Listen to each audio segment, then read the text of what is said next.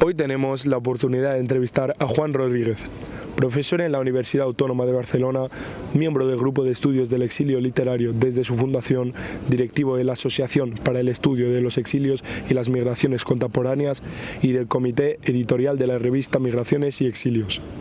Su ingente investigación se ha centrado en la literatura española contemporánea, con especial atención a la narrativa del siglo XX, tanto del interior como del exilio. Así, es especialista en autores tan notables en nuestra literatura como Cadalso, Valle Inclán, Max Aub o Juan José Millas. Tampoco se puede olvidar sus estudios de cine de los exiliados. Señor Rodríguez, buenos días. Buenos días. ¿Qué te motivó a centrarte en el estudio del exilio en España? Básicamente mi participación en la fundación del Grupo de Estudios del Exilio Literario Español. El grupo es un grupo de la Universidad Autónoma de Barcelona que se crea en el año 93, es decir, este año hemos cumplido 28 años, a partir de una iniciativa del profesor Manuel Aznar Soler, que es todavía hoy su director. Y tomamos esa decisión al constatar que hay un vacío en el conocimiento de la obra literaria del exilio, que el Estado democrático no ha cumplido con su obligación de recuperar ese patrimonio literario y cultural, y entonces pues nos ponemos nosotros primero muy modestamente, luego a partir de que recibimos financiación del Ministerio, pues ya con más ambición, a estudiar la obra literaria de los exiliados. No solamente a estudiarla, sino porque uno de nuestros lemas es que el principal homenaje que se le puede hacer a un autor exiliado es leerlo, pero nos damos cuenta también de que todas esas obras literarias no están a disposición del público, la mayoría de ellas, y entonces emprendemos también la colección Biblioteca del Exilio, con el objetivo de publicar no solamente estudios, sino también esos textos literarios que prácticamente estaban olvidados. Muy bien. ¿Y conoces alguna historia o anécdota cercana a ti relacionada con el exilio que por algo te ha afectado de una manera especial? Bueno, yo no tengo familiares exiliados directamente, pero tomo conciencia de la existencia del exilio fundamentalmente en el bachillerato, cuando me doy cuenta de que algunos de mis autores favoritos, algunos de mis poetas favoritos, pues como Luis Cernuda o Juan Ramón Jiménez, en los manuales de historia de la literatura a partir de 1936 desaparecían. Parecía como si se les hubiera tragado la tierra, ¿no? Porque a Federico García Lorca lo asesinaron, pero Cernuda o Juan Ramón Jiménez siguieron viviendo y escribiendo muchos años. Cuando a Juan Ramón Jiménez le dan el Premio Nobel de Literatura en 1954, él está viviendo en ese momento en Puerto Rico, y no es porque estuviera en Puerto Rico porque le gustara el clima caribeño, sino está en Puerto Rico porque es un exiliado, y eso se desconoce, ¿no? Y esa ya entonces, cuando empezamos con el grupo, ya bastantes años después, pues quizá la experiencia más gratificante ha sido en todos estos años conocer a muchos escritores exiliados. La mayoría de ellos lamentablemente ya han fallecido porque el tiempo pasa, pero en todos estos años pues hemos tenido la oportunidad de invitar a muchos exiliados, de coincidir con ellos en congresos, en actividades. Y siempre lo que se me queda más grabado es el agradecimiento por parte de ellos, porque alguien los tenga en cuenta, ¿no? Porque alguien se preocupe de su obra, de leerlos, y eso es quizá la experiencia más gratificante de ese trabajo. La labor que hemos hecho ha servido para sembrar un poco la semilla entre los estudiantes, en primer lugar, pero también en la sociedad, y un poco la muestra fue el año 2019, cuando se conmemoraba el 80 aniversario de ese exilio. Pues se organizaron casi un centenar de congresos y actividades en todo el país, la mayoría de ellas coordinadas por nosotros o incitadas por nosotros, y eso es prueba de que va calando también en la sociedad la recuperación de ese exilio. También hemos leído que el cineasta español más mediático del exilio republicano es Luis Buñuel. En su periplo en México se le considera un doble exiliado en España y de Estados Unidos. De sus obras como Los Olvidados, Nazarín y Viridiana, ¿cuál crees que es la que transmite mejor su espíritu de exiliado? Pues yo creo que las tres, cada una a su manera, porque de hecho el espíritu del exiliado no se puede borrar, entonces impregna en cierta medida todo lo que hacen los exiliados, de diferentes maneras, pero está presente. Los Olvidados es la primera película personal, por decirlo de alguna manera, que hace Buñuel en México. Hasta ese momento ha hecho un cine más comercial, siempre dejando su huella surrealista, pero hasta ese momento había hecho un cine más comercial, y Los Olvidados es la primera película que hace propia, ¿no? Y es la película de las injusticias, o sobre las injusticias sociales en México vistas por un exiliado. A lo mejor a un mexicano le hubiese resultado más difícil hacer esa película que a un exiliado, y luego le trajo bastantes problemas, ¿no? Porque le reprocharon que era un extranjero, que venía a insultar a México, etcétera, etcétera. El caso de Nazarín es la primera aproximación de Buñuel a la obra de Galdós. Luego haría también la adaptación de Tristana, y ahí, claro, el vínculo emocional con la cultura española está muy presente, aunque Buñuel traslada la anécdota de Nazarín a México y convierte a Nazarín en mexicano. Evidentemente, la aproximación a Galdós, hay un vínculo con la cultura española muy importante. Y el caso de Viridiana es quizá el más significativo, porque Viridiana es la primera película que hace Buñuel en España después de haberse exiliado.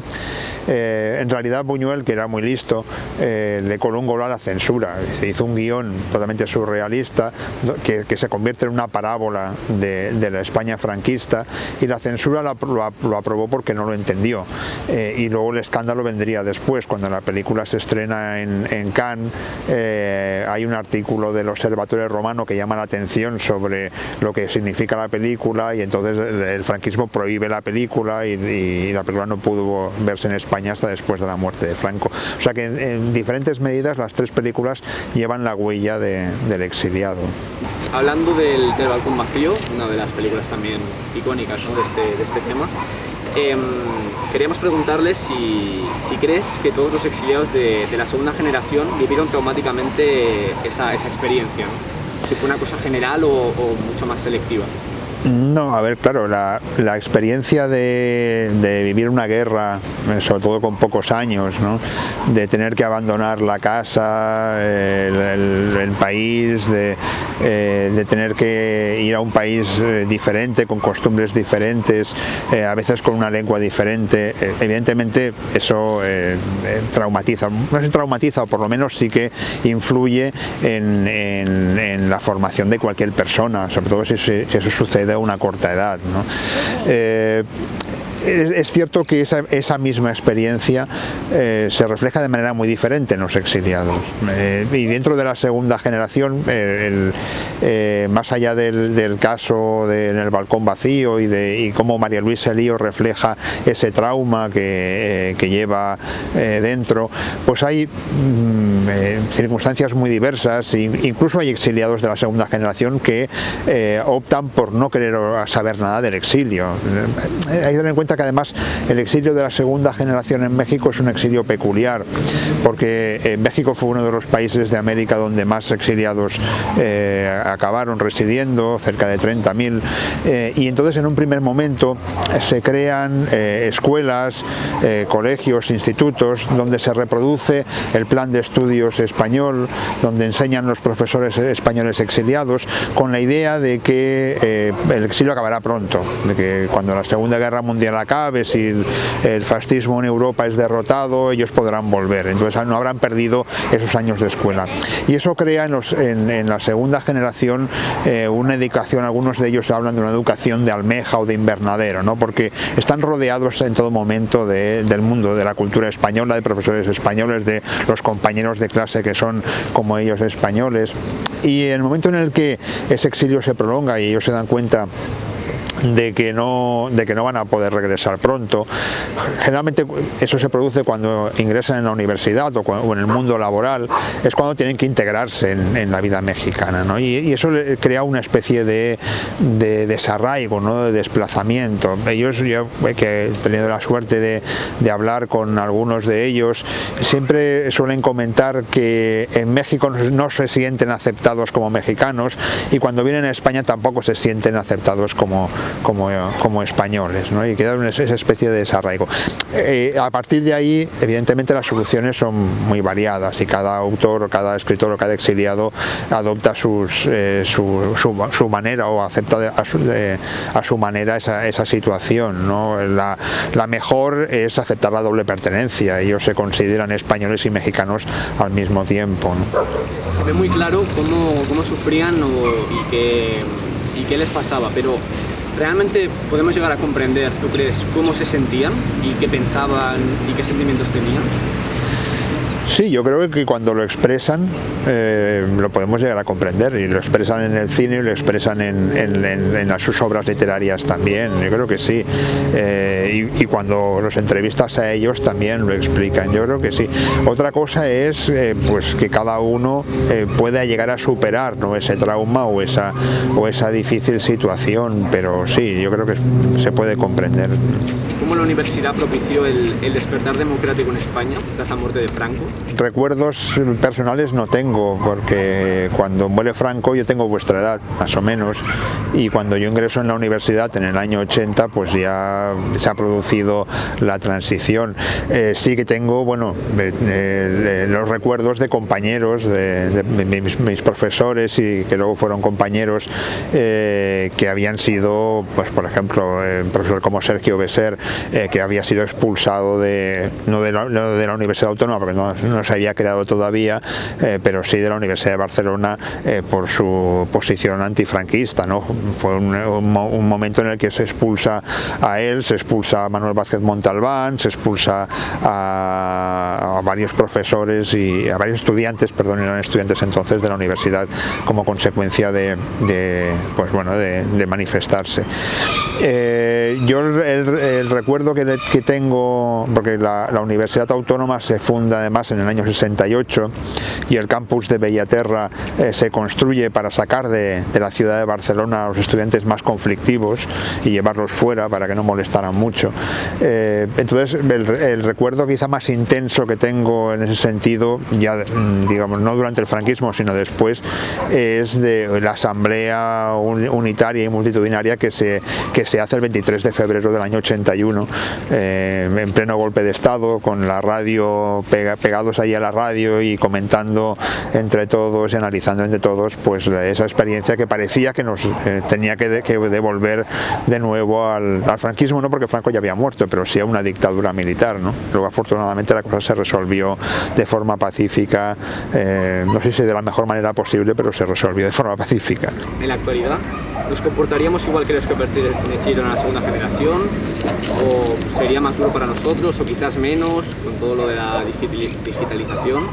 Claro, los tiempos han cambiado mucho, las circunstancias son muy diferentes. A mí me parece que el trauma de vivir una guerra o vivir esa separación radical y brusca y no deseada, no buscada, siempre es duro, ¿no?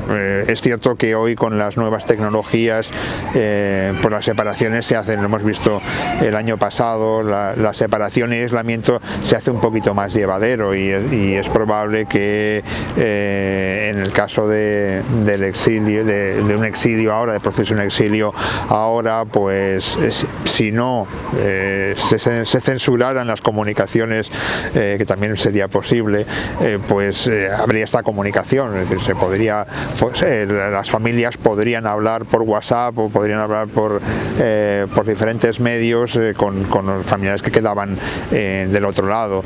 En el año 39 eso no era posible, por supuesto, y las familias que se separaban podían estar años sin saber nada de los familiares que estaban en el exilio, de los familiares que se habían quedado dentro. En el caso de Maxau, por ejemplo, él que sale del país en el año 39, después de pasar por varios campos de concentración, llega a México en el año 42 y hasta el año 46 no se puede reunir con su familia. Su mujer y sus 3 hijas se quedan en Valencia en el año 39 y tardan 7 años en reunificarse esa familia. Claro, en esos 7 años las comunicaciones por carta, hay que tener en cuenta que en España se censuraban las cartas, no se podía explicar abiertamente todo lo que uno pensaba, eso era mucho más complicado. Hoy en día seguramente sería más fácil, pero el exilio siempre es duro, da lo mismo que sea en el año 39 o que sea en el año 2021, el exilio siempre es duro. ¿Crees que dentro de todo esto, este conjunto de cosas malas y de cosas muy negativas, podemos sacar algo positivo, ¿no? como bueno, algún tipo de arte sí, es que solo es algo un hecho trágico, ¿no? No, a ver, sí, efectivamente el exilio, hay un debate incluso entre los propios exiliados de considerar el exilio en negativo o en positivo, ¿no?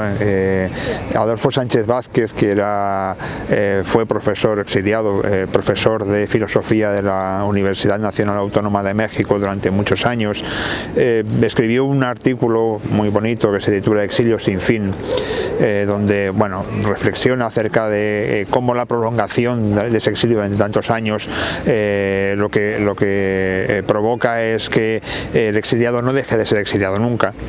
Por eso el exilio no tiene fin, pero también dice en esas circunstancias el exiliado puede tener dos actitudes, ¿no? O una actitud negativa y pensar en lo que ha perdido, o una actitud positiva y pensar en lo que ha ganado, ¿no?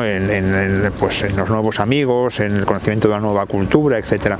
En el caso de la literatura, el exilio evidentemente tuvo muchos aspectos negativos, pues fundamentalmente la nostalgia, ¿no? La literatura de los primeros años del exilio es una literatura muy centrada en contar lo que ha pasado, en hablar de la República, de la guerra, pero también es verdad que es una literatura que se escribe en libertad, cosa que no podían hacer los escritores en España, ¿no?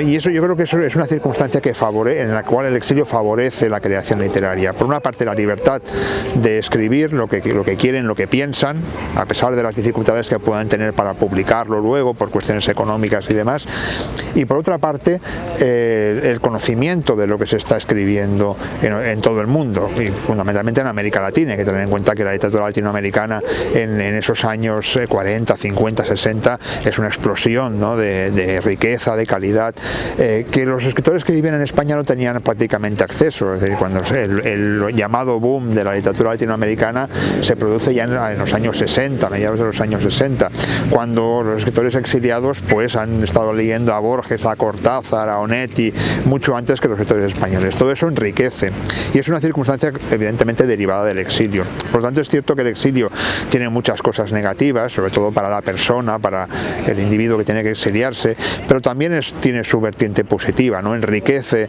en cierta medida la creación de esos exiliados. ¿Piensas que es importante transmitir y recibir el conocimiento histórico que aporta este exilio republicano, ya sea en charlas, en clases, en entrevistas?